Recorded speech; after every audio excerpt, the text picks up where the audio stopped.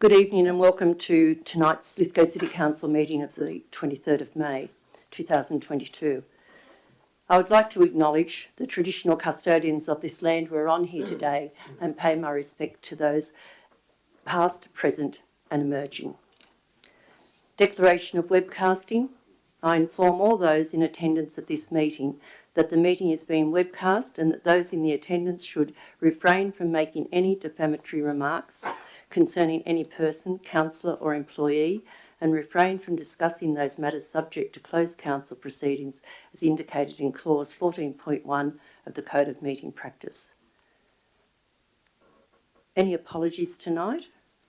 Councillor Goodsell will be a few minutes late this evening. Declarations of interest. Councillors have the opportunity to declare any interest in items on the agenda and inform the council and public if they will be leaving the chambers during the debate and voting on that item.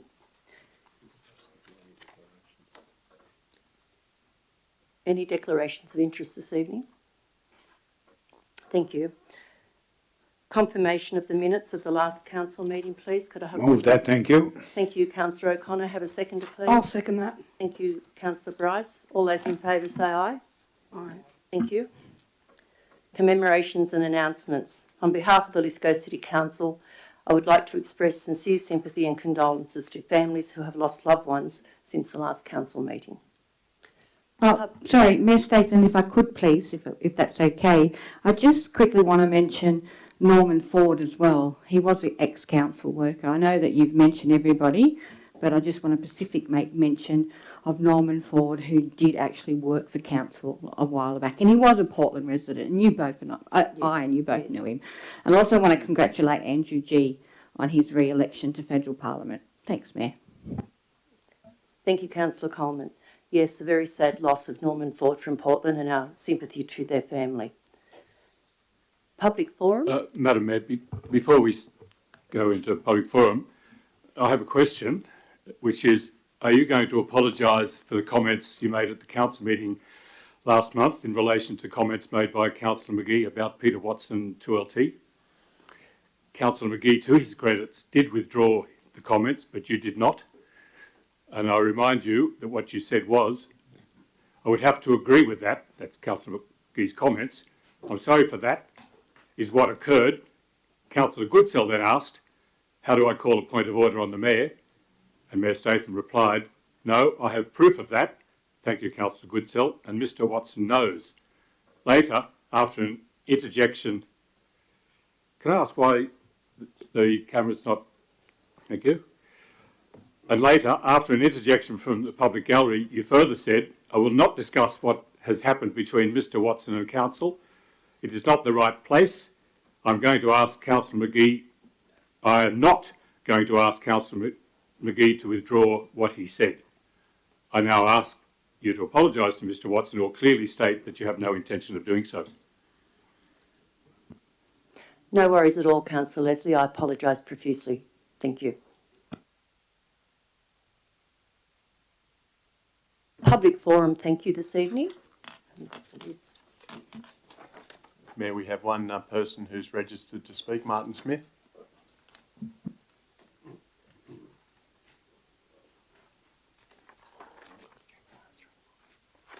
Hello. Good evening, esteemed Mayor Statham, councillors and council staff. Thank you for this opportunity to address you today. Recently on local media, it's been advertised that council's latest vision for the future, called Our Place, Our Future, has been released for public appraisal and comment. I've sort of took the time and went and had a look at it myself earlier this week.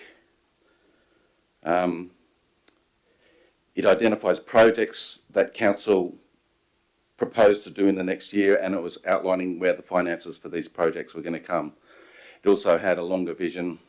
I believe it was 10 years, possibly 22 to 2032 or something of that nature. Firstly, I would like to commend all of the projects that have been identified by council for improvement in our community. The reason I initially took interest in the council's Our Future or Our Place, Our Future, was to see if council had found funding to address an issue that has been affecting me directly. That is the inadequate stormwater drainage from the bottom of Coupro Street, where it meets Main Street, in Farmers Creek. As you're aware, we had some pretty nasty floods earlier this year, and that region was one of 3 regions along Main Street which were flooded to the point where traffic couldn't cross it, and it caused a lot of damage to property and a lot of inconvenience to people. It's my understanding that the particular issue that I'm talking about, the one from the bottom of Coupro Street, it's my understanding that council has identified this piece of infrastructure as needing upgrading and has known about this for some time. And when I looked at the Our Place, Our Future document, and I looked under the financing of this, no funding had been given to this project in the draft budget so far.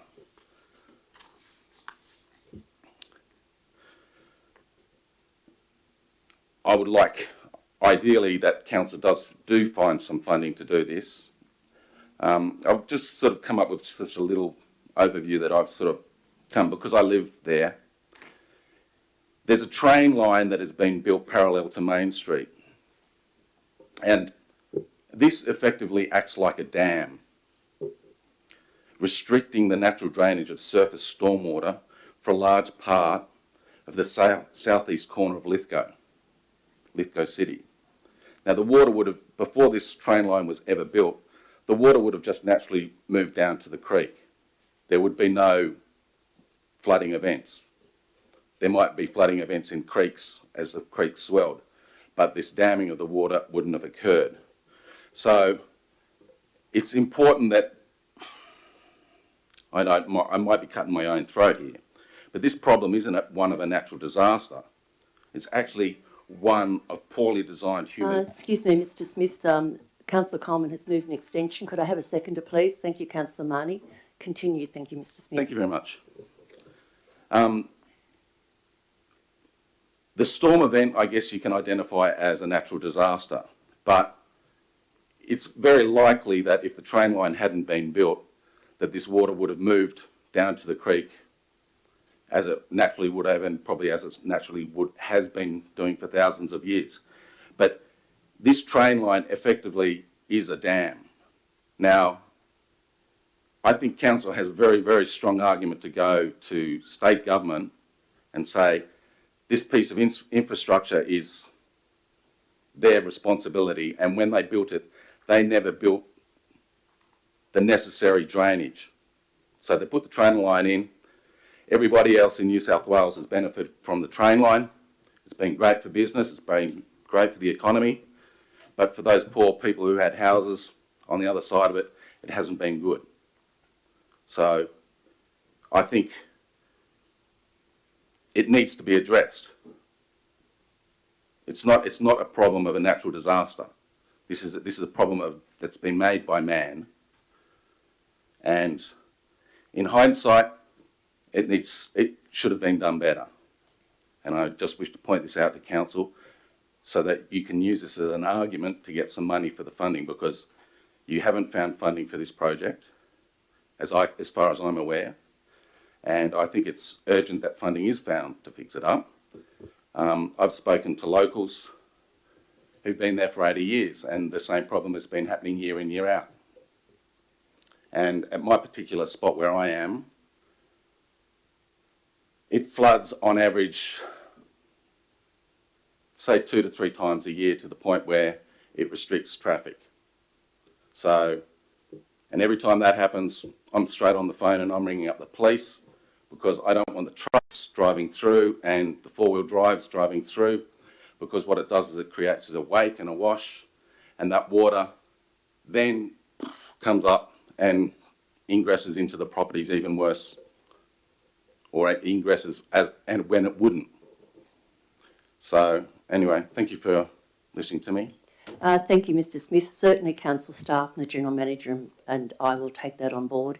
Councillor Bryce and myself did inspect that area, and we realised there was a lot of blackberries and things in there along the train line that needed to be, I like the blackberries, they taste good. Anyway, thank I you. need some drainage. We do appreciate you coming and speaking tonight. Okay. And council staff will probably contact you in the next couple of weeks. And the General Manager would also like to make a comment. Thank you. Okay.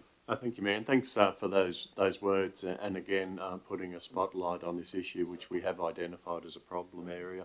I will treat that as a submission to the plan, which is out on exhibition. When the plan comes back, we'll elaborate and respond to everything that you've said, and then so the council will have a regard for what you've said when it adopts the plan for next year. So thank you for that. Thank you, Councillor. Could I? Anybody through just the wishing mayor- to speak? Sorry? Through the mayor, could I ask a question just for advice? Is it appropriate to ask a question for you to the staff of any actions that are planned or proposed? I think the General Manager just demonstrated that he has already been speaking with the staff. The staff are very well aware of this. You happy to speak? Mayor, we could also. Oh, sorry. Yeah, we do have matters afoot and the like, so I think it would be prudent to put on the public record what council is doing in the meanwhile until we get to the grand solution of funding and all. Thank you very much through you, Mayor Statham. We have indeed identified the intersection of Main Street and Cupro Street as an area of concern, and we've been actively working towards design solutions to rectify the issue. It is a very difficult scenario, as the main street doesn't just carry traffic, but it's also home to all of our public utilities, gas, water, electricity, telco, stormwater and the like. There's also the difficulty of that rail line. We do have a design to triplicate the underlying stormwater infrastructure, but that's only part of the solution. As you correctly note, the rail line does form almost a dam wall, as you say. We're in the process of looking to install a second viaduct, which is just at design stage at the moment, which would act to accommodate any additional surface flow. This all does come at fairly significant cost, in excess of 1.5 million at the moment. And we're actively working to try and gather those or secure those funds through state and federal grants. We've currently made one application of each government, of both the state and the federal government. Unfortunately, both of those have been unsuccessful at this time, but we will continue to pursue this project at every available opportunity. Thank you, Mr. Edgecombe. Just a comment, like you were suggesting that another viaduct would be built to put this infrastructure in.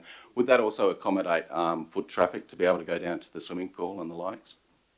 Is that it's... In draft form, I reiterate, it's a draft proposal, but absolutely yes. It's a dual focus. We would like to increase pedestrian safety as it is identified as a pedestrian route of interest, but also accommodate flood water in the event of overland flow and that sort of thing. Yes, absolutely. I very much look forward to seeing the plans. Thank you, Mr. Smith. Is there anyone else wishing to speak at public forum tonight? We'll move on to the Merrill Minute. Merrill Minutes. It is with pleasure for me to recognise the very successful Opera Gala night held at the Union Theatre on the Saturday the 30th of April. This was one of the first professional performances held in this historic theatre since undergoing major renovations. So it was something of a test for the theatre itself and the level of community interest in the cultural performances. The Opera Gala event was a sellout with almost 300 guests who were entertained by well-known arias from the Verdi's La Traviata, Mozart's Magic Flute, Bizet's Carmen and Puccini's La Boheme, the much-loved Flower Duet by Delibes and more. Lithgow was very fortunate to have an ensemble of such well-known and high-calibre opera singers, including mezzo-soprano Deborah Humble, soprano Julie Lee Goodwin, tenor Matthew Reardon, and baritone Simon Leveson, and piano Sherilyn Kimoli. The successful event showed that Council and the New South Wales Government were right to invest in the theatre's upgrades over recent years. It also showed the community is looking for this type of cultural experience. I spoke with many guests on the night who were overwhelmingly excited and hopeful that Council will bring more performances to the theatre. The opera singers themselves spoke very favourably of the event and most importantly said that the theatre acoustics are very good. Further to the world-renowned accompanying pianist Sherilyn Kimberley said how lucky we were to have such a fantastic grand piano in the theatre. It was an amazing event, all the more so because it included a photographic exhibition in the theatre gallery space, courtesy of Gang Gang Gallery, and food and drinks. Lithgow has been lacking a strong night economy for some time, so I'm hopeful that the success of this event will start to turn that around. I would like to acknowledge the council staff who have worked long and hard to bring the Union Theatre up to the standard that can host such a high-class event. I also want to acknowledge the people who promoted the event, especially Gay McFarland, a member of Council's Community Development Committee and a singer herself, who pitched the idea of an opera gala to the council more than 2 years ago. I'd like somebody please to move my Merrill Minute. I'll move it. Thank you. All those in favour say aye. Before we move, I'd like to say a few words as well in support, Ms Statham. Thank you. I'm pleased that you mentioned Gay McFarlane. She did work tirelessly and was a member of the council's Community Development Committee, which you and I both sat on in the previous council. It was a lovely evening, and I would also like to congratulate all those involved. But yeah, a big kudos to Gay McFarlane. She's just an amazing woman. Thank you, Councillor Coleman. Staff reports, the General Manager's report. Madam Mayor, before we do that, can I ask a question about the agenda? Which is, last Tuesday, there was a flurry of phone calls at about 10 to 6. At least I got one and Councillor Coleman got one because we're in the same car together, about wanting us to, checking if we were going to be at the council chamber here for the Economic Development Committee. Now, I thought that was good, and that development committee is clearly an important item. We're dealing with the Lithgow Regional Marketing Cooperative, the Hassans Walls Trail running event, the future direction for the Seven Valleys concept, and the regional economic development strategies. My point is that if it was so important to ensure that our councillors were going to be here for the meeting on Tuesday, why is the minutes of that particular council meeting not on this current business paper? I know it's tight, but if it was tight, then either you called the meeting earlier or you bring a late item. But as it is, we rush, and now we don't deal with the matter until the end of June. It seems not a reasonable position, and I'd like to ask why this is so. Mr. General Manager. As Councillor Leslie acknowledged, the timelines were tight. In fact, the business paper had substantially closed by the time of that meeting. We can look at the timing of the committee meetings relative to the ordinary meetings in the future, but certainly, of course, the whole meeting was broadcast for the public to view as well.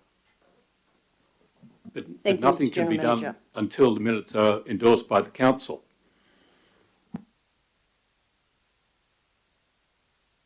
General Manager's report, thank you. I'm happy to move with an amendment. Point of order, can we please go back to the Merrill Minute? It needs to be put and it needs to be carried. So let's go back to procedure. Well, If we could. Councillor Leslie, Councillor Goodsell, your amendment? This is to the first item in the business paper?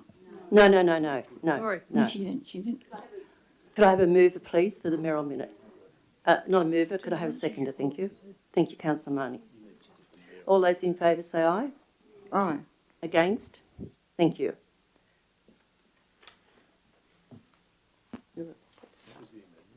No, that's for the first. It's for the first. Next item. You're going to answer Stephen Leslie. Yeah. Did. Sorry, can you ask me to repeat? Could you please repeat that remark you made, please, Councillor Leslie, for the General Manager, so he can reply to that? Thank you.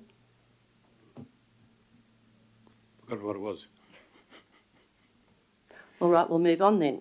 General Manager's report, thank you. I was happy to move it with an amendment. Your amendment, thank you, Councillor Goodsell. My amendment would be that Lithgow City Council gives 6 months' notice of intention to discontinue membership with West Rock, and the report, dot point 2, a report be brought back to identify the material benefits to be gained by joining Central New South Wales joint organisations, including the cost per annum. Could I have a seconder for that, thank you?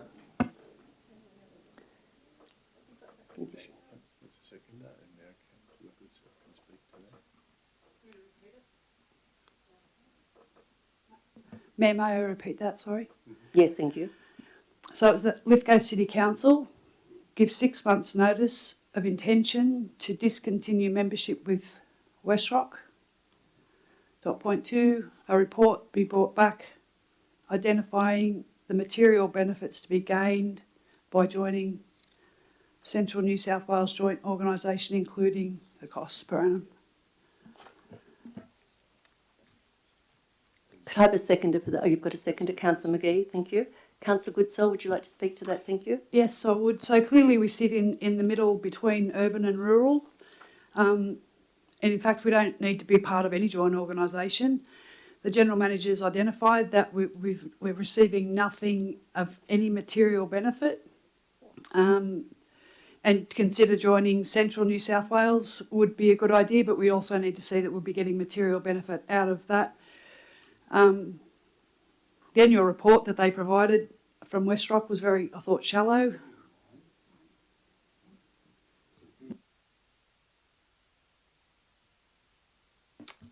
Councillor McGee, just come through the chair, thank you. Councillor Leslie, please refrain from making derogatory remarks, thank you. It's not necessary. Point of order, Madam Mayor. I What made is no derogatory remarks at that point. Can you please, Councillor Goodsell?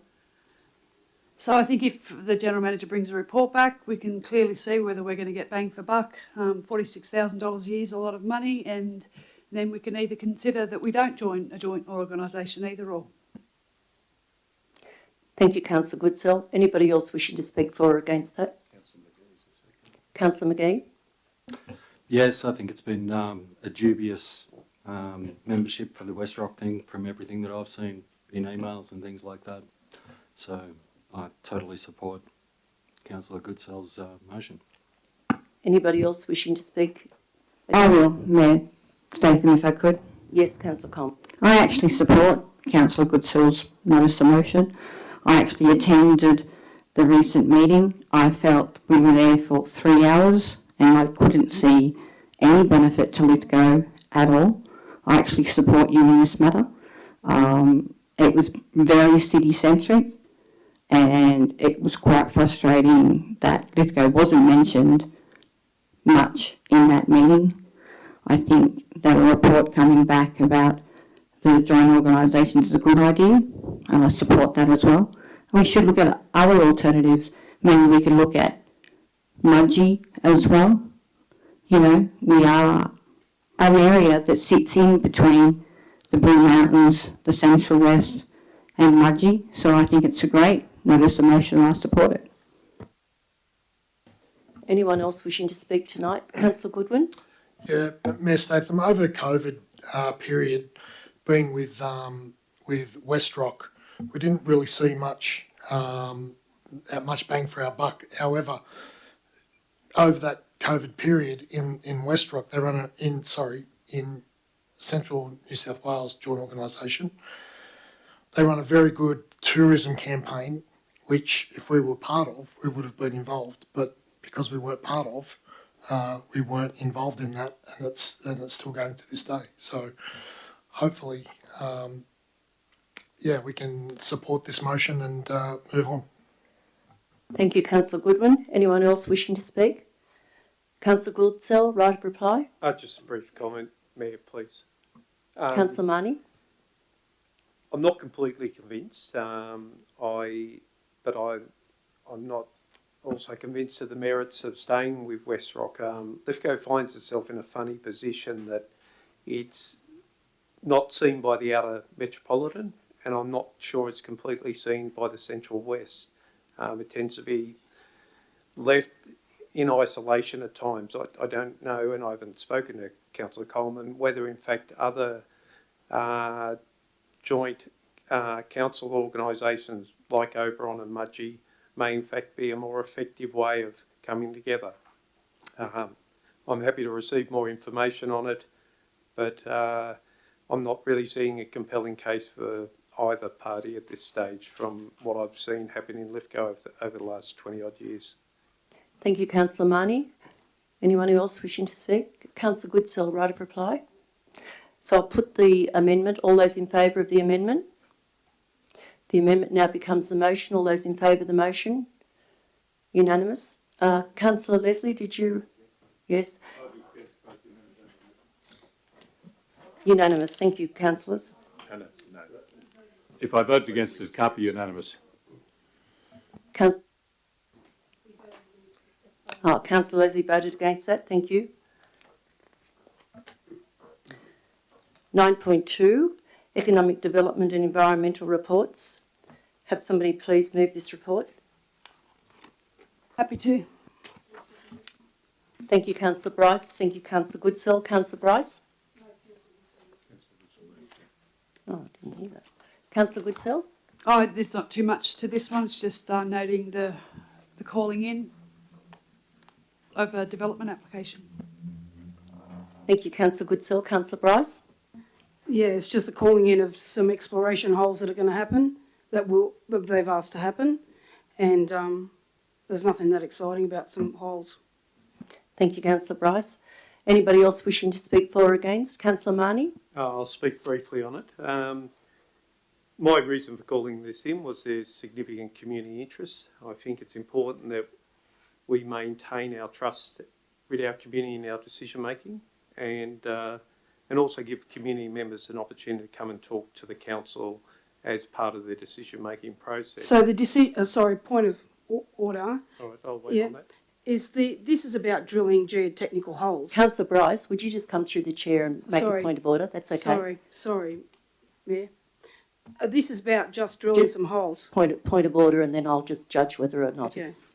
So you want a point of order? Yeah, this plan is, the DA is only for drilling holes. That's correct, yes. Yep. I accept that.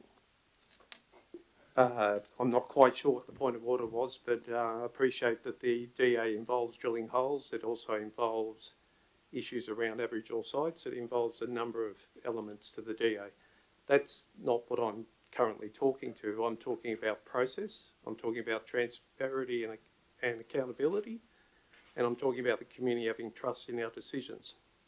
We're going to be required to have a number of difficult conversations with the community on a whole lot of levels. If we exclude the community from those conversations and those decision-making processes, I don't know that we're a better council for it. It may not, in fact, change my decision on it, but I would like to see the community have an opportunity to put their views in front of the council, as our speaker today, in public forum. I think that's the strength of this council over a long time, is it has allowed the community to come in and put forward their view as part of our decision making. And I'll just leave it at that. Thank you, Councillor Marnie. Anyone else wishing to speak? Councillor Leslie? Thank you, Mayor. It also involves the construction of a road there. But I think the important aspect of this particular DA, and DAs can be called in to council to debate, is that it's a very minor part of a very major development. But the major development is a state significant development. However, this minor part, if approved by the council, would give a number of people an opportunity to say, well, you've already passed the DA on the drilling and the road making, and we've spent money and expenditure on this, so now you're morally obliged to approve the further development.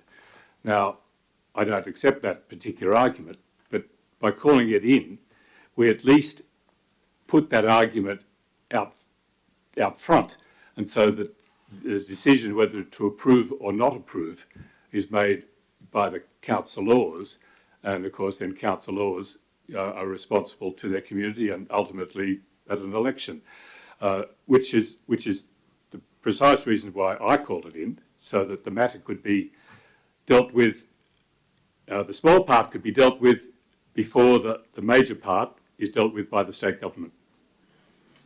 Thank you, Councillor Leslie. Anybody else wishing to speak for or against? Right of reply, Councillor Goodson. Oh, Councillor Goodwin. Sorry, yes, Councillor Goodwin. Mayor Statham, this has been called in again to slow the progress of Lithgow down once again. This is just a geotech study solely for the purpose of determining if the site can be developed geotechnically. So it's not giving the green light to pumped hydro at all.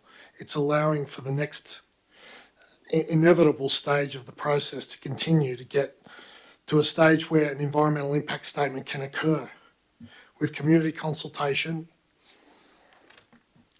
Prior to this, this is essential, where council, people and groups can ask questions. At this point in time, anything that has been said to anybody or groups is mere speculation and guesswork, and God forbid scaremongering. Let's get the facts again and then debate the facts. A small minority of people are trying to keep Lithgow as a status quo and not wanting progression at all. I don't know what they want. You know, they don't want the Gardens of Stone, they don't want the highway, they don't want energy for waste, and now they don't want hydro. We need these industries to keep Lithgow sustainable, so tell me exactly what you want. I don't see anyone, all I see is a small minority of people telling us what they don't want. I just want some answers of what they do want. Thank you. Thank you, Councillor Goodwin. Anyone else wishing to speak? Councillor Coleman. Mayor Statham, I wasn't going to speak, but I will. This is basically giving the public an opportunity to tell and speak to the councillors-elect. What happens on the night, whether we vote in favour of it or don't vote in favour of it, is here or there. For me, this is about giving the public an opportunity. Thank you, Councillor Coleman. Anyone else wishing to speak? Right of reply, Councillor Goodsell. I do actually agree with that, and I agree with calling it in. I agree with any councillor calling in a development, but that's what it is just at this stage, and I really do look forward to the debate when it does come back to council. We've all had representations from people that are concerned, and that is their right, and we should be listening. We should be going to those meetings and getting as much information as we can on both sides. So when it does come back to council, I'll be very interested. Thank you, Councillor Goodsell. I'll put the motion. All those in favour say aye. Against? Carried. Thank you. 9.2.12. The proposed Exelou toilet and retaining wall, Greg Featherston Park, Bathurst Street, Rydal. Happy to move. Thank you, Councillor Coleman. Have a second to thank you. I'll second that. Thank you, Councillor Leslie. Councillor Coleman, would you like to speak? It's just a DA being called in, Mayor Statham. It's purely, simply and clearly a DA being called in for the, as I said previously, for the public to view their opinion. Thank you, Councillor Coleman. Councillor Leslie? Anybody else wishing to speak? Just a Councillor brief Marnie? comment. I won't reiterate the statement I made before, but it's essentially the same principle. I think smaller communities are at more risk of not being seen and heard in processes, and I think it's appropriate that an opportunity is provided to them to speak to our council and inform our decision. That's all. Thank you, Councillor Marnie. Councillor Bryce? I was always under the impression that this particular project has had a lot of community consultation at Rydal. There's been an ongoing long-term issue, and I would have thought that the community have had plenty of time to have their say in this matter. Thank you, Councillor Bryce. I'd like to speak now, if I may. No, you had your opportunity, Councillor Leslie. I don't think that's true. I don't have to speak when you ask me to speak. I believe I could speak when appropriate in the council. I wasn't going to speak until Councillor Bryce just spoke. You can speak, Councillor Leslie. Thank you. Councillor Bryce mentioned that there's been sufficient or plenty of community consultation. I was asked by a member of the Ryland community if I would call this in. Therefore, as far as I'm concerned, there is at least one member of the Ryland community who felt there wasn't sufficient public consultation. And it's just a DA, as has been pointed out earlier, that the matter will be determined by the councillors when it comes before us. Just for the record, for the people in the public gallery, normally if you second something, you get right of reply after the mover. So that is why I questioned Councillor Leslie. He didn't take that opportunity then. Anybody else wishing to speak for or against that? No dissent? I'll put the motion. Right of reply, Councillor Coleman. No, I'm happy for the motion to be put. I'll put the motion. All those in favour say aye. Against? Did the minute taker get the... Can I have a division on that? Yes, certainly. All those in favour say aye. Please tell me who did. Councillor Coleman, Councillor Leslie. I think, is it unanimous? No. Councillor Coleman, Councillor Leslie, Councillor McGee, Councillor Marnie, Councillor Goodsell. And against? Councillor Goodwin, Councillor Bryce and Councillor O'Connor.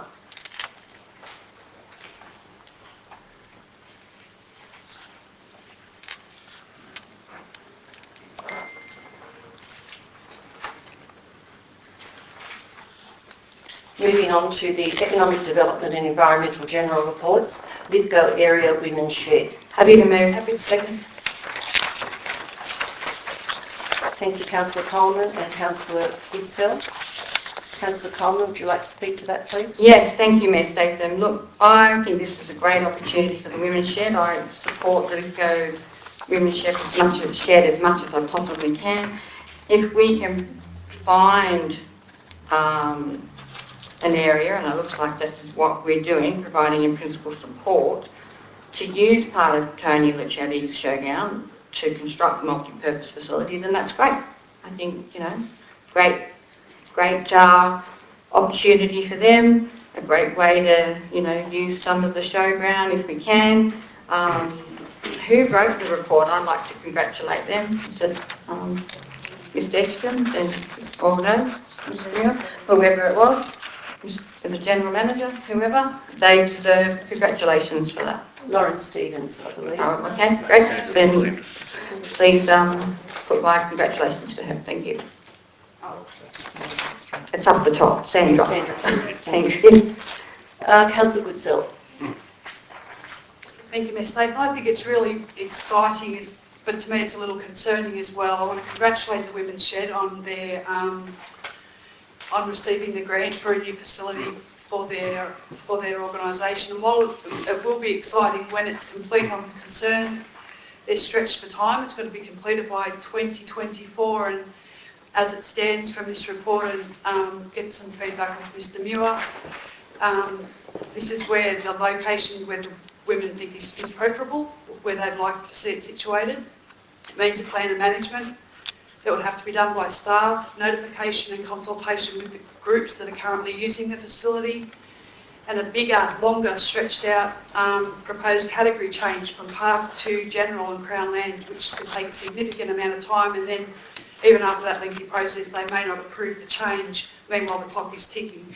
So I think it's an amazing opportunity, $2.1 million to be able to create something fantastic in our community. I just wish there was a relatively easier solution than happy to support the recommendation as it stands, but I wish there was something that was safe, that wasn't going to extend the time into possibly risking their facility and their money.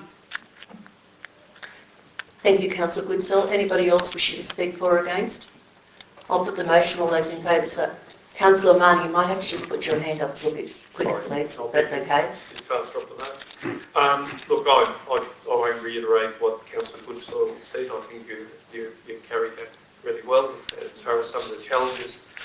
I'm also pretty excited about this. I know I've spoken to other councillors and I've spoken to Councillor Goodwin about intensifying community and recreational opportunities in that precinct, and this is quite an exciting opportunity with all the challenges you've mentioned. I think I also congratulate the Women's Shed in bringing the item forward in the willingness to see this as a broader community facility as well. So I think this will really enrich community life, but the challenge will be getting the plan of management and the recategorisation of the land. So I look forward to hopefully a positive resolution on that, and we'll see if we go. Thank you, Councillor Marnie. Councillor Quick Goodman. question, Mayor Statham. Is this the only site that has been identified by council through the whole of the LGA? I'm only looking at it in relation to timeliness and the timelines. If this doesn't get through, then by the correct times, I see that this might all fall by the wayside. Mr Muir, would you like to answer Councillor Goodwin's inquiry? Thank you. Thank you, Ms. Statham. My understanding is that there were a number of sites looked at, and the parties respectively went through the council's property register to try and find sites. I understand that the Women's Shed have a certain set of requirements, such as proximity to the main street and rail and that sort of thing.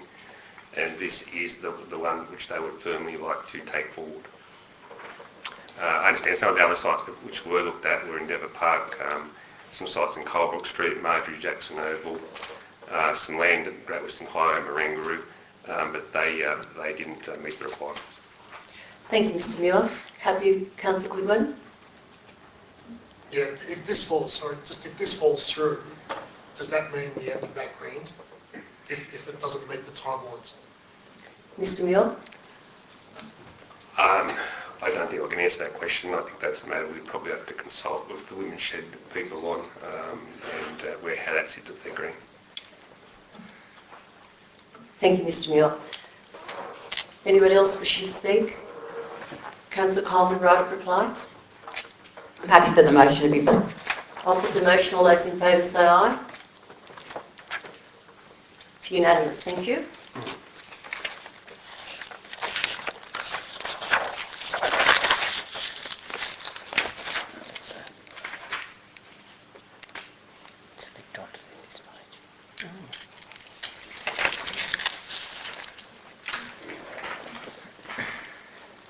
Item 9.2.2.2, the Economic Development Acquisition by Transport New South Wales. I'll move that motion. Second. Thank you, Councillor Bryce. Thank you, Councillor O'Connor. Councillor Bryce. It's a very small section of land to give up to the transport, so I reckon I'd go with the recommendation. Thank you, Councillor Bryce. Councillor O'Connor. Yes, I'd like to congratulate the state member Paul Toole for the amount of work he's done to get the road this far. It'll be fantastic. Thank you, Councillor O'Connor. Anybody else wishing to speak? Councillor Coleman. I have a question, if I may, Mayor Statham. When the transfer of land goes across Transport New South Wales at no cost to council,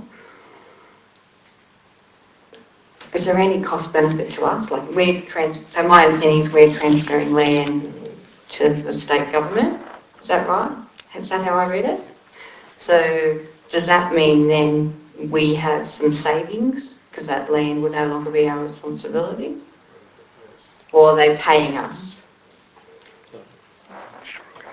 Mr. General Manager, thank you. Well, just to be clear, we're not transferring, well, since we are, but they're acquiring. So they've approached us for acquisition, and it'll be a voluntary acquisition, but they'll value the land based upon the just terms compensation. So there'll be a valuation methodology.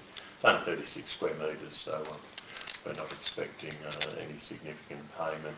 The no cost means that that our legal costs and transfer and the like be borne by the government. So no cost and any value of the land be recouped by council. Anyone else wishing to speak? Councillor Bryce, right of reply? I'll put the motion. All those in favour say aye. Against? Councillor Leslie against. Thank you.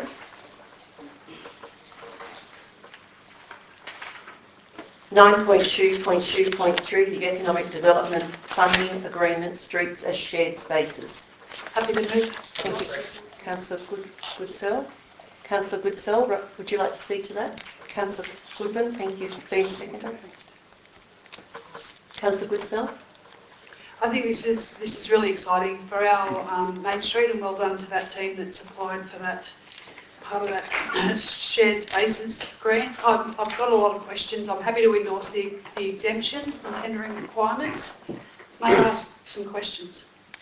Yes, Councillor Goodsell.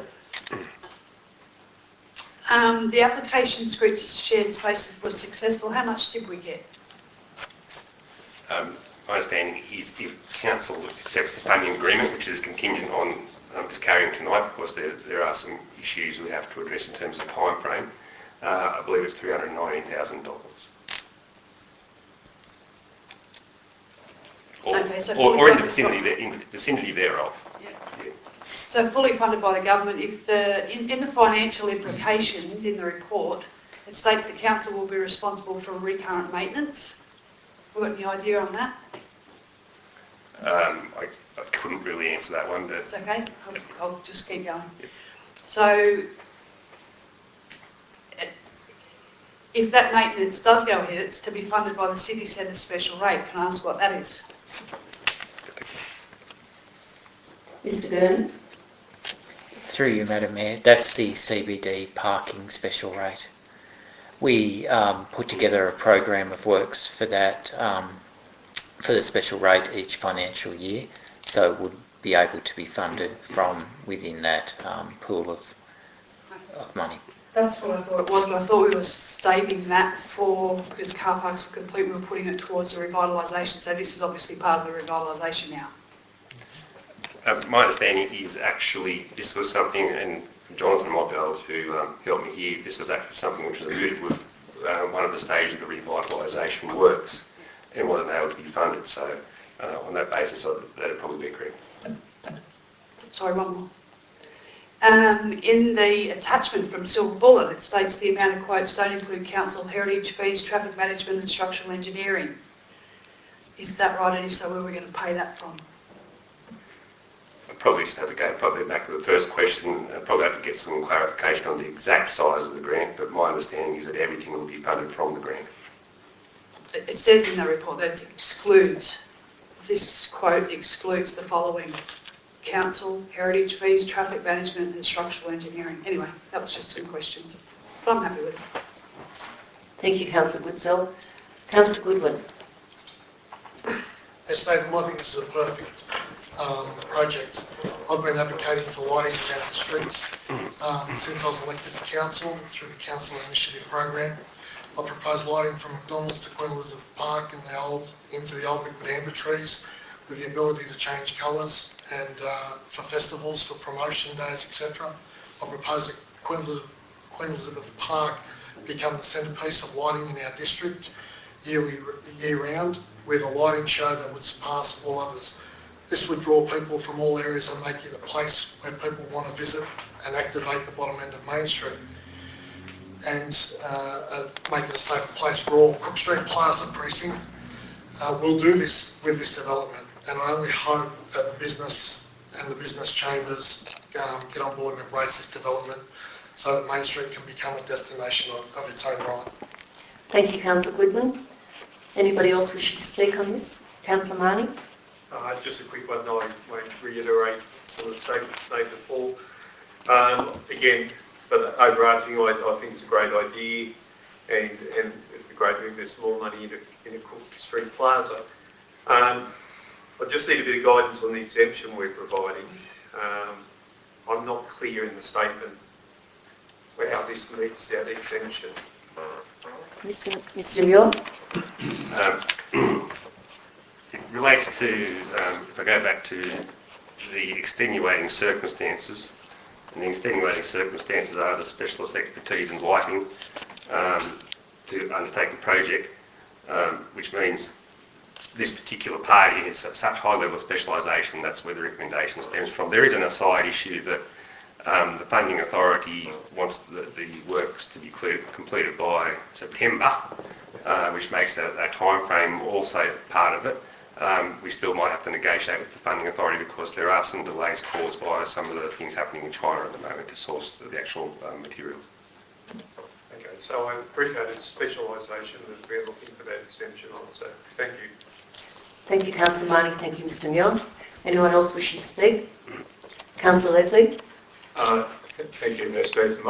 Actually, I would like to get a ballpark figure on the recurrent expenditure for maintenance. I mean, I understand you can't get an exact figure, but I wonder if you could get a ballpark figure.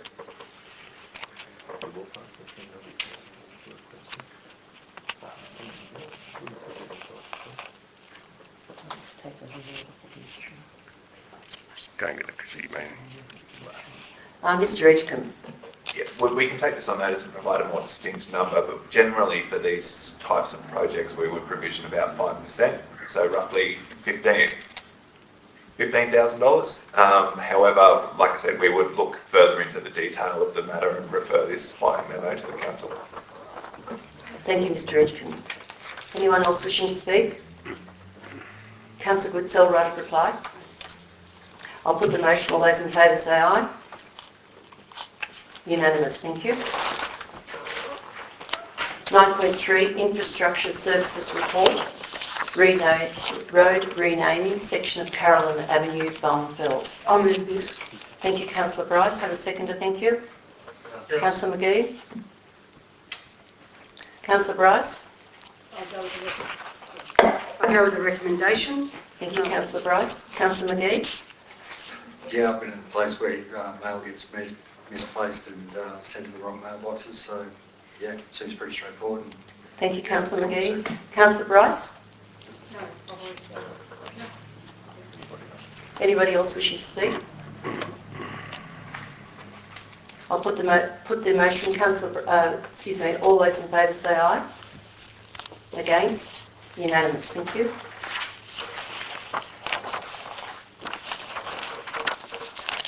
(9.3.2) Rural streetscapes, private works and upgrades. I'll move that with an amendment, if I may.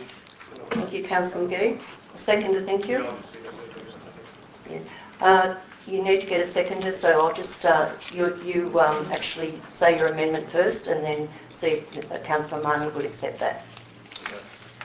The amendment would be that the planting of trees in zones of 80 kilometres an hour or less be allowed, and under the condition that they are planted no less than 7 metres from the road edge, being that when we do a double no, that's approximately 4 metres from the road edge, so it's still good distance.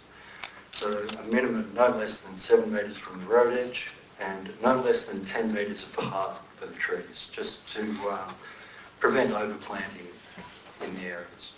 So at under 80 kilometres an hour and no closer than 10 metres each tree and no closer to the road than 7 metres. Thank you, Councillor McGee. Councillor Marnie, would you like to second that? I understand the intent. I'm just conscious of us putting forward a motion that's fairly prescriptive. I prefer it to review the policy and build that into the policy if that's acceptable. But I appreciate what's trying to be done here, but I'm just not sure whether this is the right forum to put that detail. So I'm happy with it. So at this stage I probably can't support it. I'm sorry about that. But, thank you, Councillor Marnie. So can I have a seconder for that? I'll second it. Thank you, Councillor Bryce. Would you like to speak to that, Councillor McGee? Yes, just basically it's pretty straightforward, and just keeping it at the zones of under 80 kilometres an hour, they are pretty much referring to the lifestyle blocks, and you know the recommendation is that people are allowed without altering any watercourses or anything like that, which is totally understandable. I think it's a good recommendation, and I think that just having that ability just for people to put in a couple of trees with good clearance, you know, that's a huge gap from the road, a minimum of 7 metres, and a good distance apart at 10, a minimum of 10 metres apart, and that just gives good access for everything, and once again in 80 kilometre an hour and below zones, so it's pretty much those lifestyle blocks that we're we're aiming at the people on Bainers Lane, stuff like that. Thank you, Councillor McGee. Councillor Bryce? No, all right. Anybody else wishing to speak for, well, first of all, we've got to get the amendment, so anybody else wishing to speak for or against the amendment? I thought the amendment was included into the original motion. And therefore it's just the one motion. That's correct. Is that correct? We'll need to update it So Councillor McGee moved an amendment to the original. to 8.3. Oh, yes, right. All right, anybody else wishing to speak for or against? Councillor Leslie? Yes, I wish to speak against it. With the prescription of under 80 kilometres an hour, that excludes the highway through the Hartley Valley, excludes Partners Flat Road, excludes the Castlereagh Highway, it excludes the Great Western Highway between Lithgow and Bathurst. It seems to me that the major roads where that need these trees will not be included into the policy. So I think it's rather pointless. Thank you, Councillor Leslie. Anyone else wishing to speak? Councillor Goodsell? Is this all the one motion now? Yeah. Okay, well, I'd like to then foreshadow a motion, but I'll do that in a moment. But I'd like to put Mr. Edgecombe through you, Mr. Mayor Statham, what impact this or difference would this have on our infrastructure services? Mr. Edgecombe? Through you, Madam Mayor.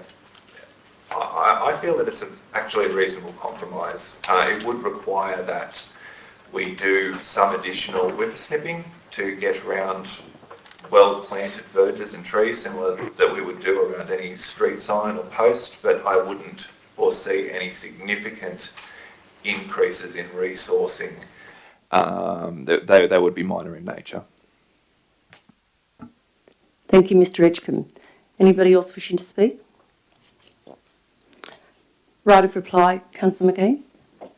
No, I think I've said it all. Thank you. I'll put the motion. All those in favour say aye.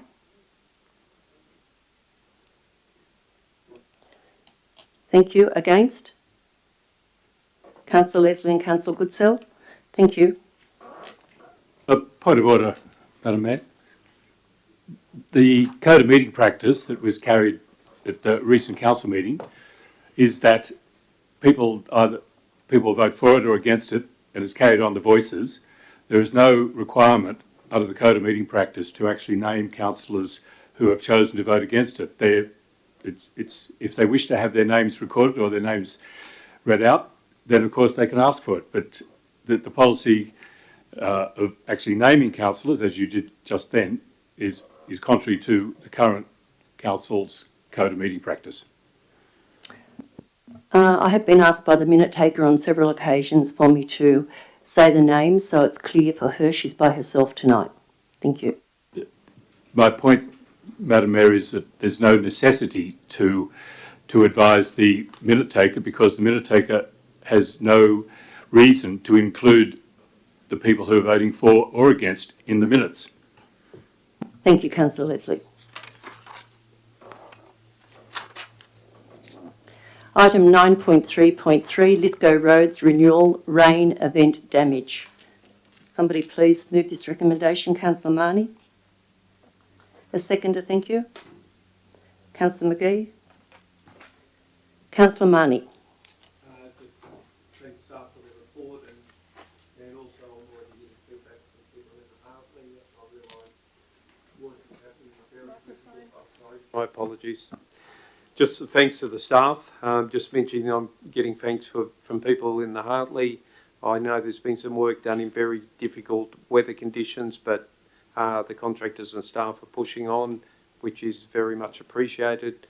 And the quality of repairs are of a high standard. So this goes back to statements I've heard from the executive that they really want to go back and build better this time and do a high quality repair, and I think the community appreciates that, and that's certainly the feedback I'm getting so far. So just a thanks for that, and keep up the good work.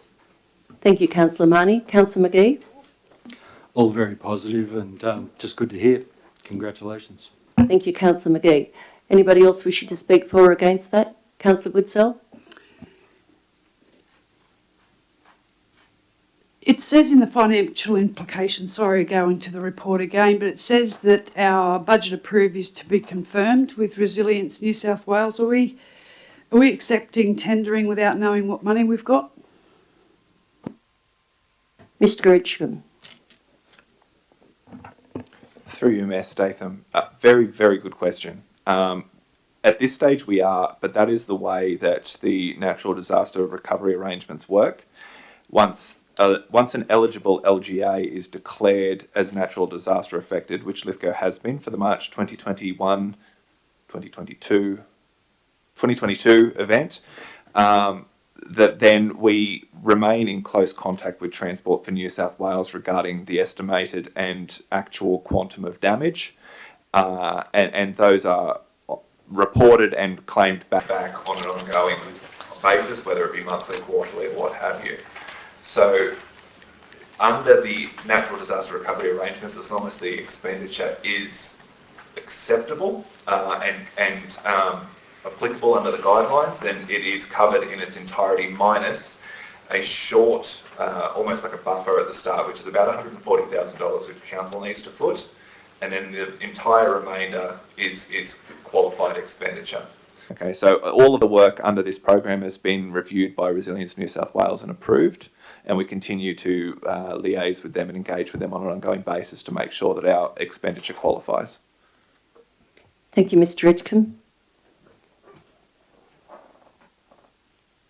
Anyone else wishing to speak for or against this? Councillor Marnie, right of reply? No. I'll put the motion. All those in favour say aye. Unanimous, thank you. May I just make a point then, after speaking with Mr Edgecombe for some time, we have 15 contractors out, 15 areas of our LGA have contractors working furiously at the moment to repair damage to roads, so well done, Mr Edgecombe. 9.5, Finance and Assets Report, Quarter 3 Budget Review. 9.4.1. Thank you. Have somebody move this report, thank you. Sure. Thank you. Second. Thank you, Councillor Goodwin and Councillor Goodsell. Councillor Goodsell? I haven't got too much to say, Mayor Statham. Nice to note that the financial position is satisfactory in this 3-month period. Thank you, Councillor Goodwin. The report speaks for itself. Thank you, Councillor Goodwin. Anybody else wishing to speak? Any dissent? I'll put the motion. All those in favour say aye. Councillor Goodsell, would you like right of reply? No. All those in favour say aye. Unanimous, thank you. 9.4.2, Finance Investment Report, April 2022. Have somebody move that? Happy to move it. Thank you, Councillor O'Connor. I'll second it. Thank you, Councillor Goodsell. Bryce. Sorry, Bryce. Councillor Bryce. I didn't see that. Sorry. Councillor O'Connor, would you like to speak to that? You go with the recommendation. Thank you. Thank you, Councillor O'Connor. Councillor Bryce? Anybody else wishing to speak for or against? I'll put the right of reply, Councillor O'Connor. Right. No. Thank you. I'll put the motion. All those in favour say aye. Unanimous. Thank you. 9.4.3, Finance Sewer Fund Dividend for 2020-21 year. Have somebody move this, please? I'm happy to move it, but I've got a question. I'm not sure who moved that. Councillor Bryson. Sorry, who moved that? Councillor Bryce. And seconded Councillor Goodsell. Councillor Bryce, would you like to speak to that? No, I'm going to let Councillor Goodsell ask the question. Councillor Goodsell? It wasn't just a question. I think it got late in the day and I've just got help written underneath it. If I could just have a layman's terms in what this actually means so that the community can understand it. Thank you, Councillor Goodsell. Mr Gurney, thank you. Through you, Madam Mayor, I'll try. So the sewer fund had a surplus for the 2021 year, and under legislation, council can take a regulated dividend, as in there's a limit on the amount the council can take. So we've calculated that at around about 134,680, and that can be paid to the general fund to use for any purpose, but council proposes to put it towards building the working capital fund. Thank you, Mr Gurney. Sorry, question, please. Yes, Councillor Marnie. Just following on from Councillor Goodsell's question, just a query, do we find ourselves leaving ourselves short in the sewer fund if dividends are taken out? That's I'm trying to understand as well. It might be something that would be useful as a bit of a briefing to councillors, just to understand. Obviously, a couple of us wouldn't mind a bit more information on that. If you, Mr Gurney may be able to assist you, Councillor Marnie. thank you.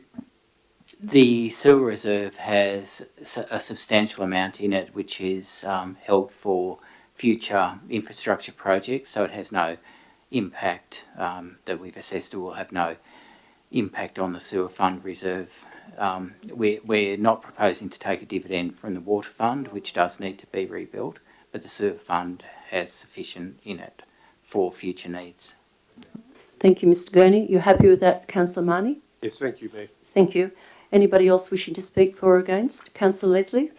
Sorry, Councillor O'Connor. Councillor Leslie, I think, had his hand up first, and then you can speak, Councillor O'Connor. Thank you, Mayor Statham. I was wondering if I could ask a really basic question, which is the sewer fund, and there's a dividend. So where does the money come from, and where is the money expended? So, and I understand that between the two there's a profit, but I was wondering if I know it's a very simple question. Thank you. Thank you, Councillor Leslie. Mr Gurney, thank you. The funds come from the surplus of the operating result. If it were a commercial private business, the sewer fund would pay tax. So effectively, it's taken from the equivalent of the taxation payment that council would otherwise need to make if it was a private business. Thank you, Mr Gurney. Anybody else wishing to speak? Councillor O'Connor.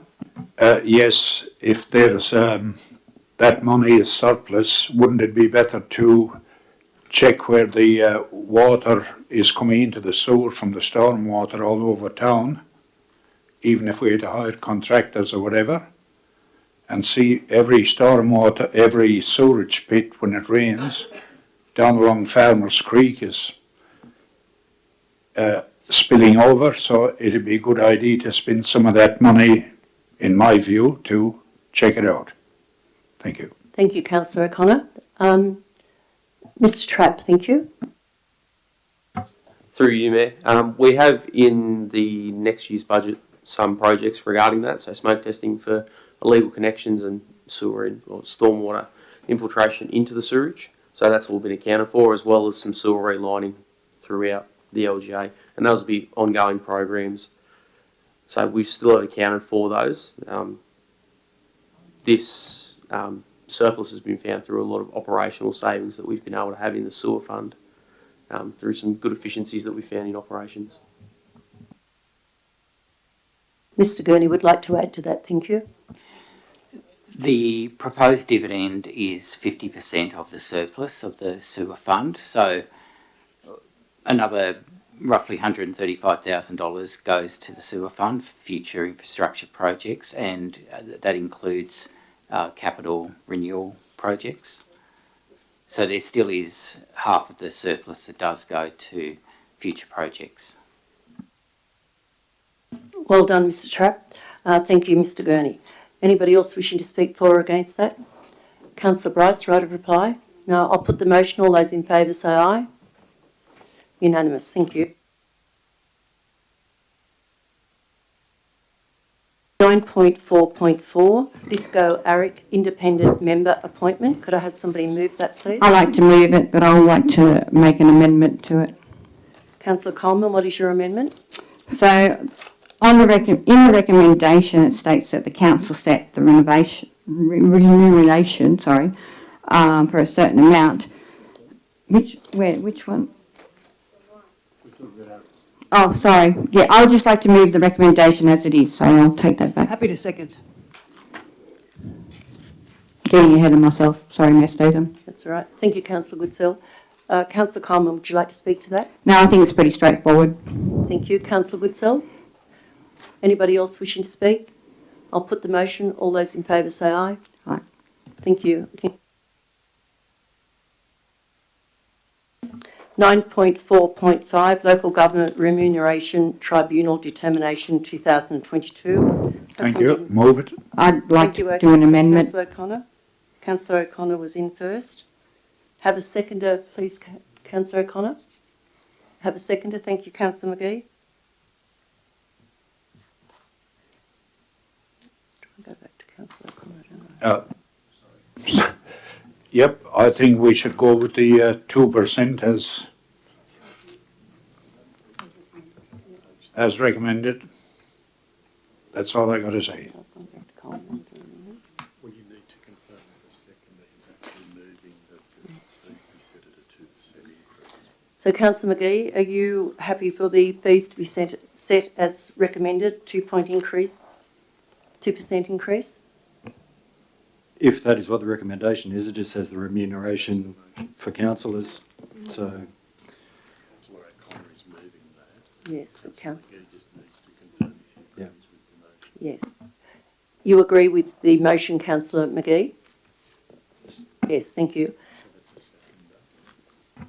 seconder. Yeah, Councillor O'Connor, would you like to speak to that? No, I'll sit on that, thanks. Thank you. Councillor McGee?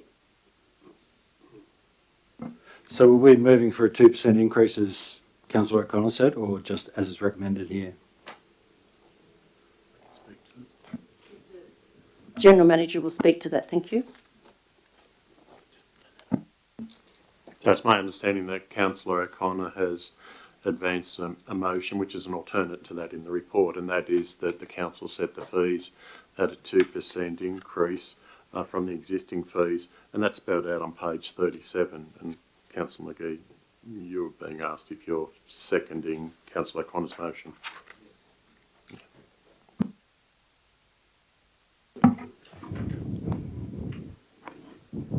Anybody else wishing to speak? Councillor Coleman? I'd like to do an amendment.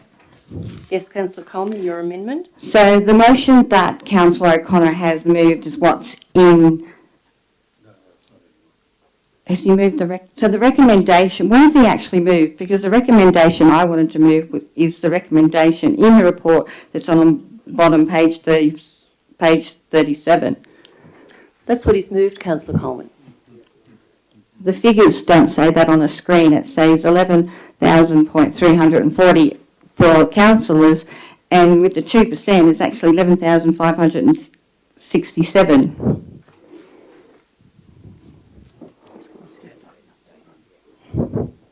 That's not what I see on the screen. The figures are different.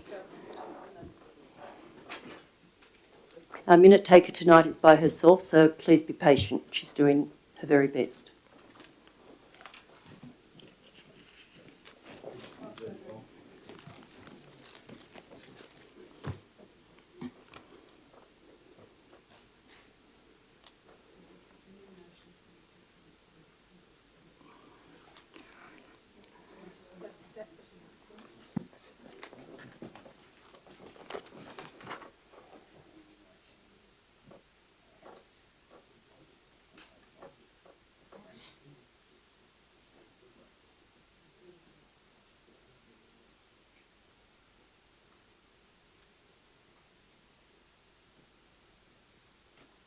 If I could please, Mayor Statham, can we confirm what's being moved? Because the figures have now changed on the screen. They have changed to 11,567 for councillors, and for the mayor that's changed to 24,495.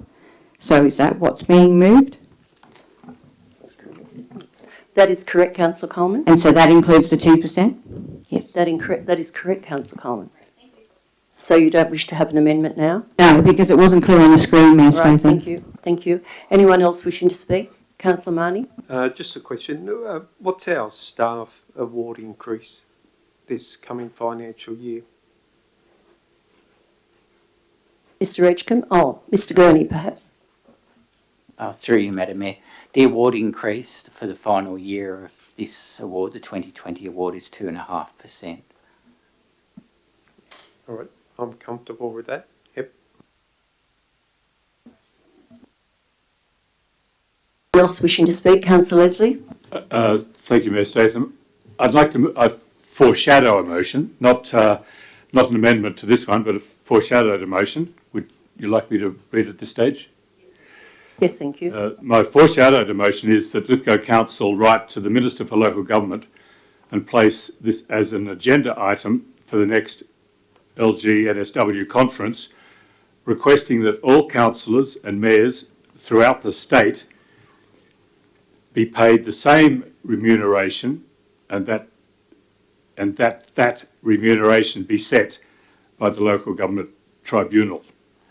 So it's relevant to this, but it's not. I can't move an amendment to it.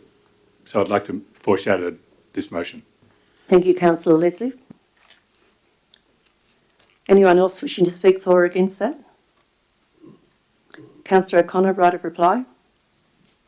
No, thanks.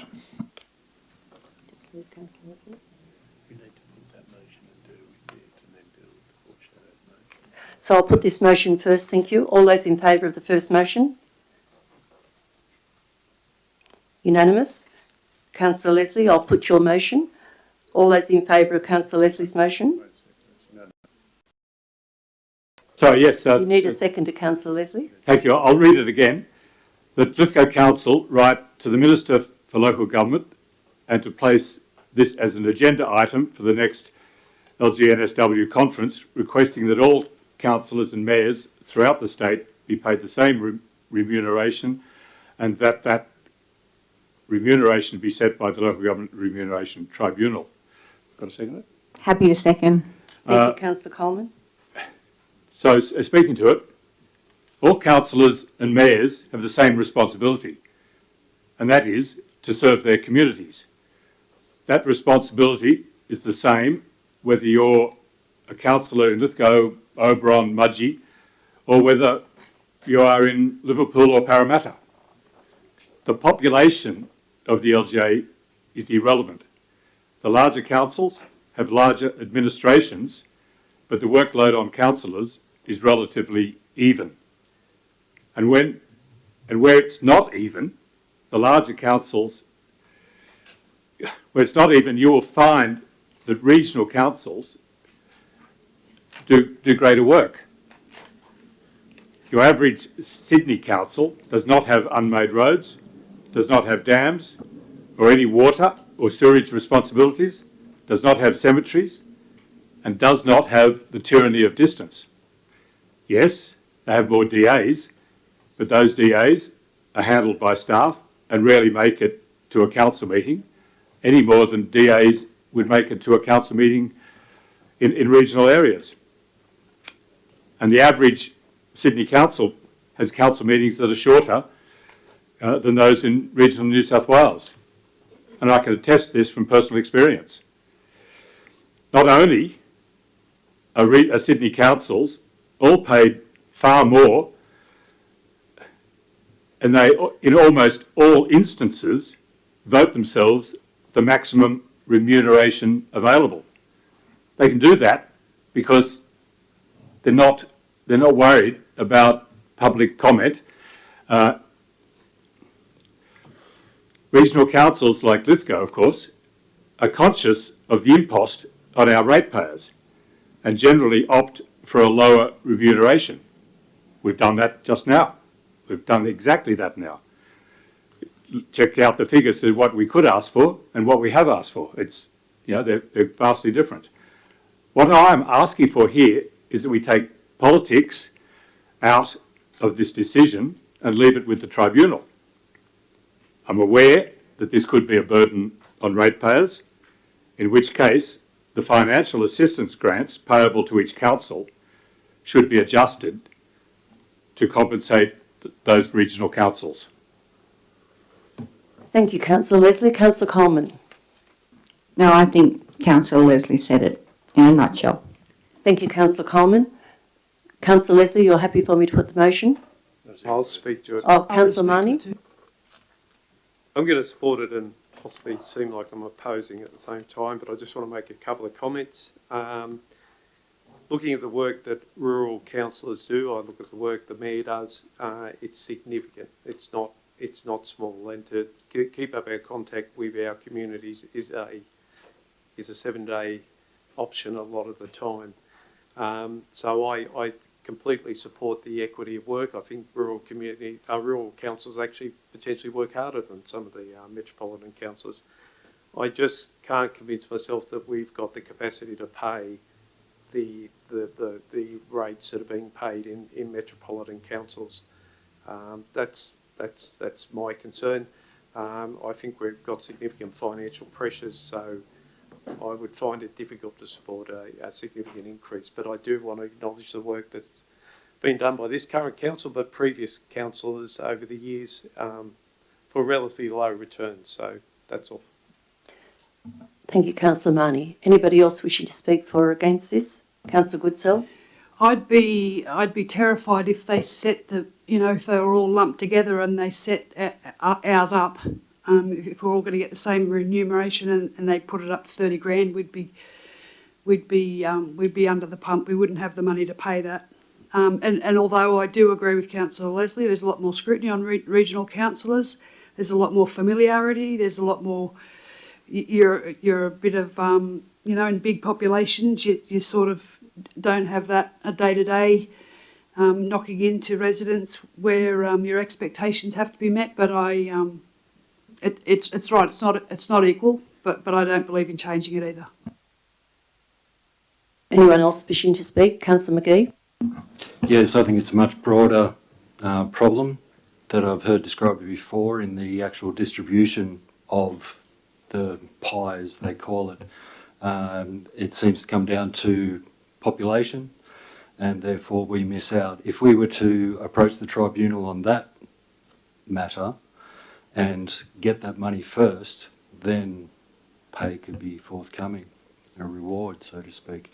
But to get that distribution of the money in the first place equalised and taken into consideration of LGA size, not population, would be a more pertinent way to go about it, I think.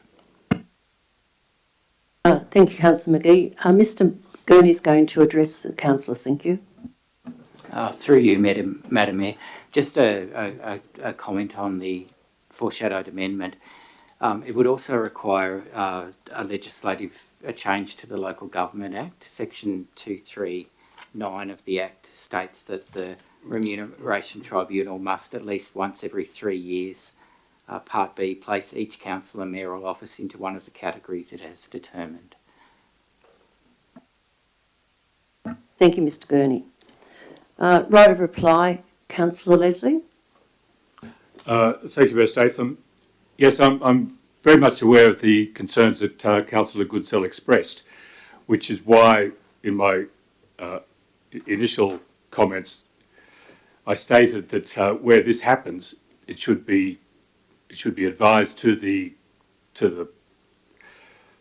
Minister for Local Government that financial assistance grants should be adjusted to make that difference.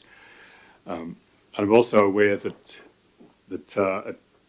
if Lithgow Council wish to, and I don't recommend this, and I didn't support this in the original motion, but we could, under the rules we have, vote for $21,100 per councillor. We are, in fact, voting for $11,567. So that's $10,000 less than we could if we so choose. Now, it therefore comes back to yes, we're being serious. We're considering our responsibilities to our community. But those same considerations are never taken by the Sydney councils. They don't worry about that consideration. They just almost overwhelmingly just say, well, this is what the tribunal says. We're not going to argue with that. We'll take the full amount and look at the figures. So, and I'm also aware that the Local Government Act, I thank Mr. Gurley for his comments, because we have to start, if should this motion be carried, we have to start the process somewhere. And the way we do that is to advise the Minister for Local Government that here's an issue that is relevant. I think it's also something that could be raised, Madam Mayor, if you attend country mayors associations, that's something that could be raised at other forum. And of course, one way to do it is to raise it as an agenda item for the New South Wales Local Government Association. It would be interesting to see just how our city brethren take to this particular motion and what justifications they have for the very large sums that they take. And I'm proud to have been a councillor on Drummoyne Council, and I'm proud to be a councillor here. Personally, I would do it for far less, because I think it's an important part of my own personal lifestyle. But I don't see why other councillors who are perhaps as well off as I am are forced to scrimp and save in a manner that our city brethren feel no worries about. Thank you, Councillor Leslie. I'll put Councillor Leslie's foreshadowed motion. All those in favour say aye.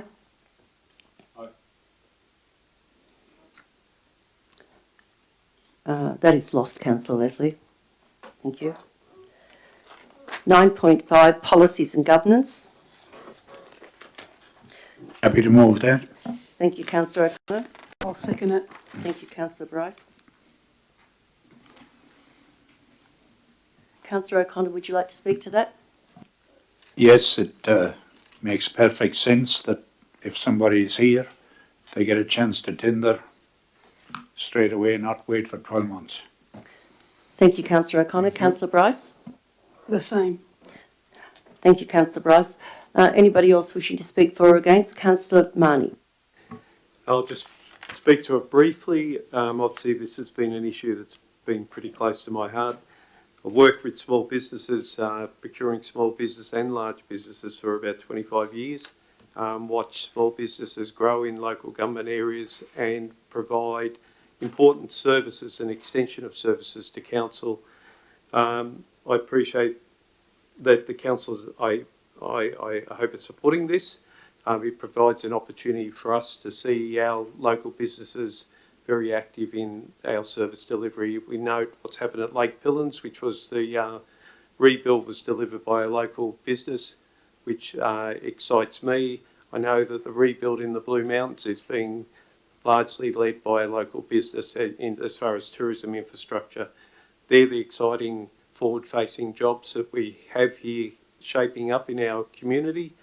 I felt the 12 months put an unnecessary disadvantage to new businesses moving into the area, and I appreciate that staff have considered that, and I hope the council will support this amendment to the procurement policy, and that's all I've got to say on that. Thank you, Councillor Marnie. Councillor Goodsell? Yeah, I was just going to briefly say thank you, Councillor Marnie, for bringing this up. You brought it up at the Finance Committee and now it's been converted into policy. Well done. Thank you, Councillor Goodsell. Anybody else wishing to speak for or against? Right of reply, Councillor O'Connor. Councillor Mahoney said it all. Thank you. Thank you. All those in favour say aye. Unanimous, thank you. Council committee reports, item 10. Finance Committee meeting minutes, the 20th of April 2022. Have somebody move that? Thank you, Councillor Goodsell. Have a seconder, thank you. Councillor Marnie. Councillor Goodsell, would you like to speak to that? No. Any dissent here? Would you like to speak to it, Councillor Marnie? No? I'll put the motion. All those in favour say aye. Unanimous, thank you. Operations Committee meeting, the 21st of April 2022. Mayor, I'm happy to move it, but I want to move something else. I'm sorry. I want to move something else. What are you moving, this or something else, No, Councillor? I'm moving something else. Not this particular recommendation. I'd like to change it. So you're making an amendment or Yes. complete change? I'm just going to change it. I'm going to change point 2. Well, if you say what it is, and then I'll see if I can get a seconder. Thank you. Okay, thank you. So I'd like to move the following, that Council 1, note the minutes of the Operation Committee held on the 21st of April 2022. 2, maintain the status quo of the Operation Committee as applied by the previous Council. Do I have a seconder for that? I'll second that. Thank you, I'll Councillor second that. Leslie. Councillor Coleman. Thank you, Mayor Stephen. If it isn't broken, we shouldn't fix it. Roads and drains are our bread and butter. We have to respect the community. It doesn't matter where I am, whether I'm at Coles shopping, whether I'm at the Tin Shed having lunch with my daughter, whether I'm at Taranara, I get constantly asked about roads and drains. And I would like to congratulate Councillor McGee, who's the chair of this committee. It's important that we keep abreast of what's going on and we're updated on a regular basis. I don't think that having meetings quarterly really is serving the community. I think it needs to go back to the status quo, which I believe was monthly or bi-monthly, I'm not sure, monthly. We need to be abreast of the situation. Thank you, Councillor Coleman. Councillor Leslie. I'd like to reserve my right to speak at this stage. Thank you, Councillor Leslie. Any discussion on this? Councillor Coleman's amendment? Councillor McGee? Yes, I was at that meeting and obviously voted as chair. And it was overwhelming, the relevance from the executive of the 3-monthly decision that was unanimously, or not unanimously made, but overwhelmingly voted on. We decided that at 3 months, just the more relevant topics could be discussed and that the executive is available at all times. You know, so anything that comes up, you don't even have to wait for a 1-monthly meeting, let alone a 3-monthly meeting. You can contact any of the executive at any given time, be that any of the infrastructure services. That was agreed upon and discussed at length, and yeah, the operations committee felt very comfortable with the 3-month setting, so I'd like to leave it as it stands. Thank you, Councillor McGee. Anybody else wishing to speak for or against that? Councillor Goodsell? Now, I've already got this wrong once tonight, so I'd like to foreshadow a motion as well. Do I wait now? I'm happy to take it now, Councillor Goodsell. Am I able to foreshadow the motion that we accept the recommendation as it stands? I think so.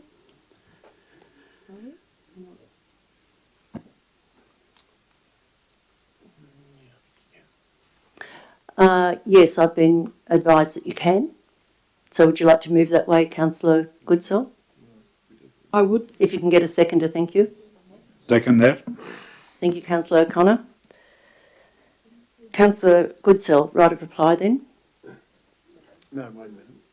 So you're advancing that as an amendment? Yeah. Go back to Councillor Coleman.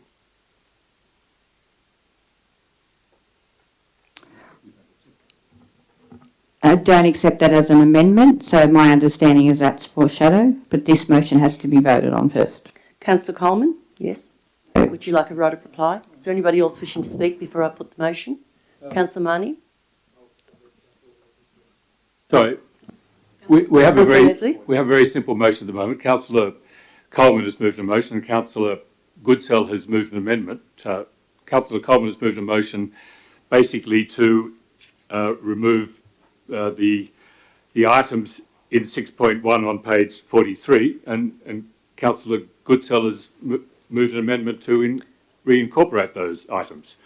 So it's one or another. And I will go with the amendment first. So Councillor Coleman, you've got Councillor Leslie seconding your amendment. Councillor McGee has spoke against that. in that case, Madam Mayor, I'd like to speak, now take my opportunity. I'd like to speak both against the amendment and for the motion. Yes, when you're ready, Councillor Leslie. Thank you. Well, as Councillor McGee said, the executive seems to think this is a good idea, but we don't work for the executive of this council. We work for the people. And it's very valuable to have a council committee where matters are discussed, issues are raised, and we can feed off each other. We can learn what other people are thinking. It's a Gestalt. It's a committee. That's the value of a committee. A number of people around, including staff, all free to speak easily and openly on and sometimes on a number of occasions on issues. Let me just run through the items of the last Operations Committee meeting. We had an item on natural disaster impacts, damage to essential public service, assets, alternative routes to the Walgan Valley. Now, there's an interesting one, alternative routes to the Walgan Valley. I had a meeting in the Walgan Valley a couple of weeks ago, and I asked about the one of the alternative routes was the donkey steps, and I was advised by the residents down there that particular aspect is not happening. Now, I don't know whether that's true or not, but when I drove back up the gap and I looked out to the left. Point of order, Mayor Statham. This is not an Operations Committee meeting. I will accept that point of order, Councillor McGee. So, Councillor Leslie, you've made your point. You've seconded Councillor Coleman's amendment. Did I just get... Could I have that thing again? Did I just get that you have decided that I can't speak on a matter in the Operations Committee meeting, which was dealing with alternative routes to the Walgan Valley, and that you've just now ruled that I cannot speak to that particular item? Councillor Leslie, I think what I was saying is very clear. We've got an item in front of us. We're not digressing. We're talking about now what is happening with the committee, of the Operations Committee, and it's very direct. We don't need to go into every single item of an Operations Committee. That is not what we're here for.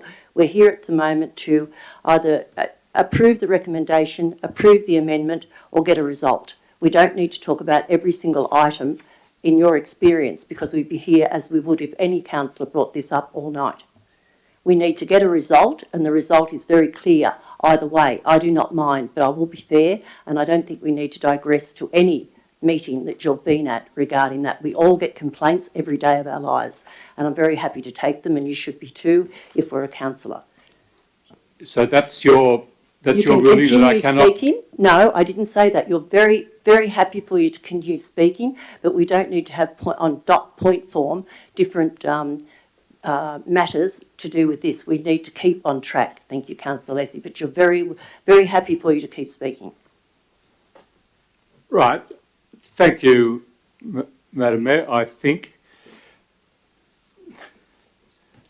the alternative route to the Walgan Valley, for example, had a whole series of logs, about 20 of them, preventing access to it. But we'll move on from that. It'd be interesting, and that, of course, was something that I was unaware of until I spoke to the people in the Walgan Valley. But fine. Further items that we dealt with at the Operations Committee was the Central West Orana Regional Transport Plan. Very interesting. Current strategic plans, Main Street flooding. I think that Mr. Smith, who spoke at Public Forum today, would be very pleased to know that we are dealing with this on a regular monthly basis and to making sure that whatever we can find out, whatever we can do is something that's being dealt with. The Walgan Road, Macaulay Street slope stabilisation. I believe that the people who live in the Walgan Valley and Macaulay Street would be pleased to know that it came up at the last Operations Committee meeting and that councillors have the opportunity to monitor and check this progress on a monthly basis instead of, once every 3 months. The Clarence to Wang pipeline, the Tarana water supply, smoke testing. Now there's one. I think that the residents of the council would be pleased to know that there are councillors who wish to take this to be interested in it. We had tonight questions about the sewer fund. I got an answer. I wasn't particularly comfortable with the answers I got, but I was happy to know that I could wait to an operations committee and get further matter. This council's core responsibility is roads and drains. That's the key thing, and yet the very committee that advises councillors who are members of the committee and advises those councillors who wish to turn up, or ask their fellow councillors to ask a question on issues like that, are now denied that opportunity to get an input directly to the staff. I wonder why we want to be councillors. If this is the attitude, we'll do it once every 3 months, and by the way, won't the executive be happy? It's not why I'm here, and if this is carried, I'd be extremely disappointed. It's the core responsibility of this council, and it's the core responsibility of councillors to keep.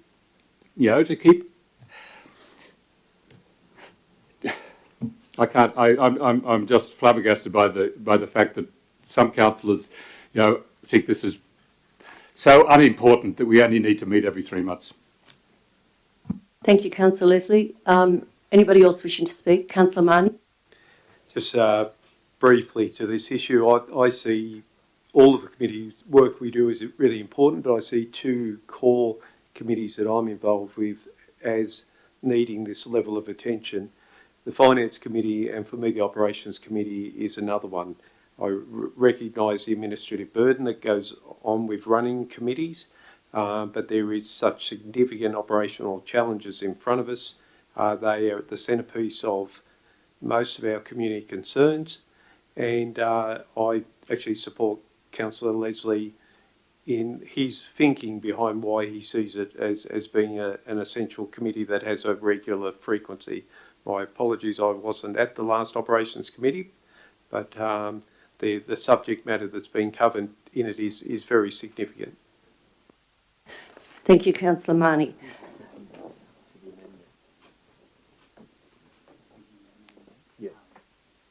Councillor Goodson, who seconded it? So we just need to be clear that no, it was moved as an amendment, wasn't it? No. Why would you do this? Councillor Coleman needs to write a reply to this amendment, and I'll put the amendment. Yeah. Councillor Coleman, your right of reply to this amendment, thank you. My right applied to the motion, yes, thanks, Mayor Statham.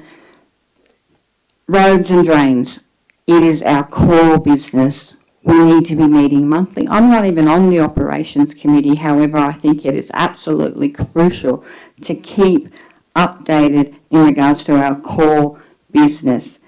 We work for the community wants to know, they want us to bring things forward.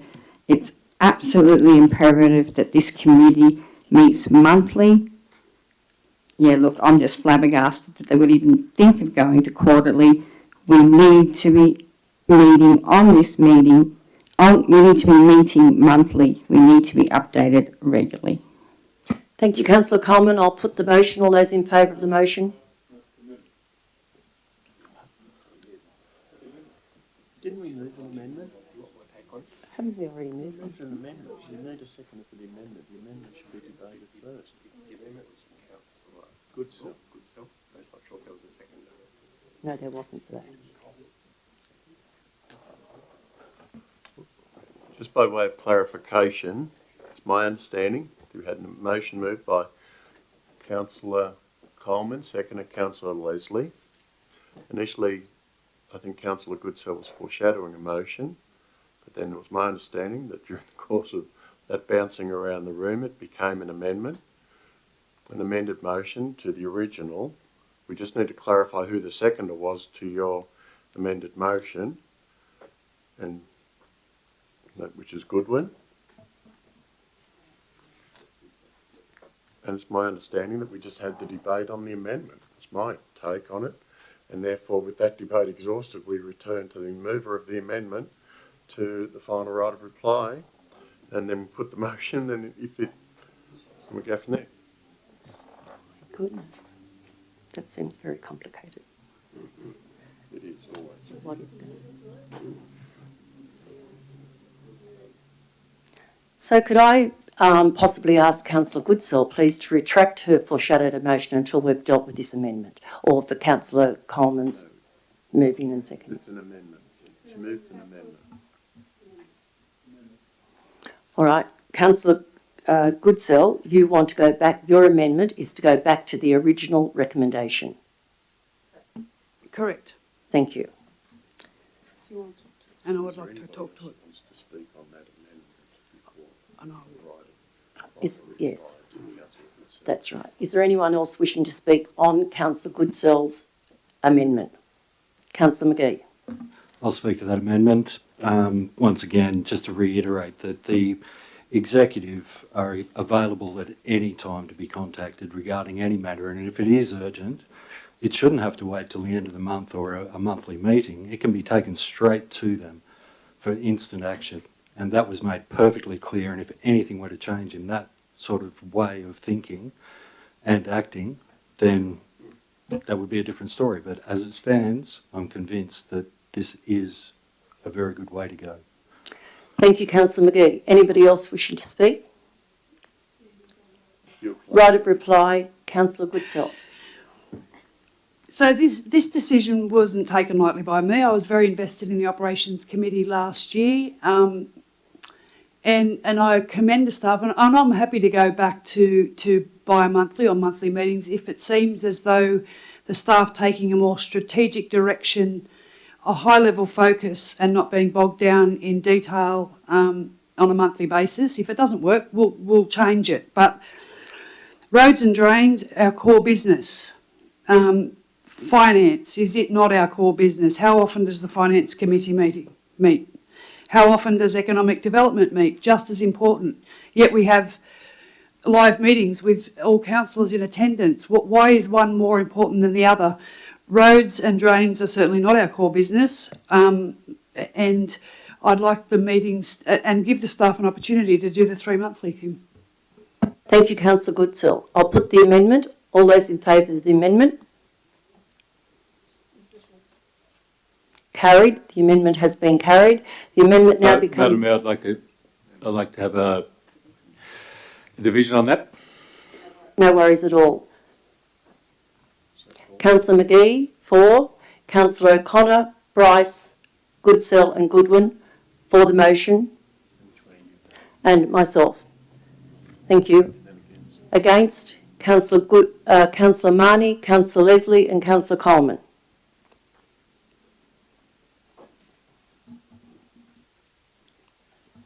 That's my understanding. Interjected, but I think the amendment becomes the motion. It does. So we do the same again. So the amendment becomes the motion. So all those in favour of the motion? Against is Councillor Leslie, Councillor Coleman and Councillor Marnie. Yes, again, I'd like A division? a division on that. Thank you.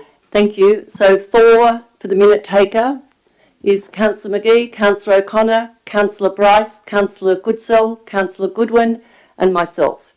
Against, Councillor Leslie, Councillor Coleman and Councillor Marnie. Thank you. Business of great urgency. Thank you. I have one. Councillor Goodsell. I'd like an update on the MRI, please. I can give you an update on that. I'd like it to go out to the community. Point of order, why is this a matter of urgency? I don't really know that it is. Why could this not have been put as a notice of motion? Councillor Goodsell, I don't think it's an emergency. I've been to the hospital last week for a meeting, and also to the private hospital. It's going to be a good outcome. Thank you.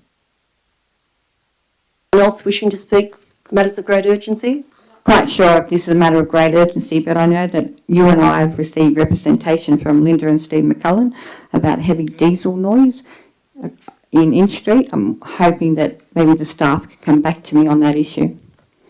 That has been an ongoing issue now for several months, and I've reported it on several occasions.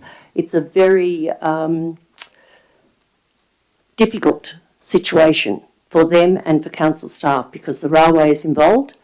So which director would like to speak on that, please? I'm happy for this to come back. I just wanted to raise it, yeah. I probably don't think it's a matter of great urgency. It certainly is for that family, and I feel for them, and it's not long since I've contacted them again. But certainly they need a reply, and I will make sure that is in train. Thank you.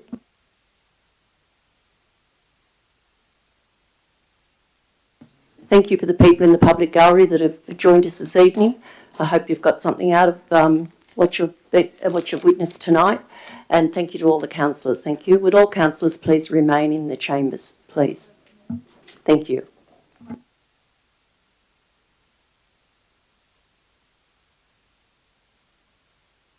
Councillor Leslie and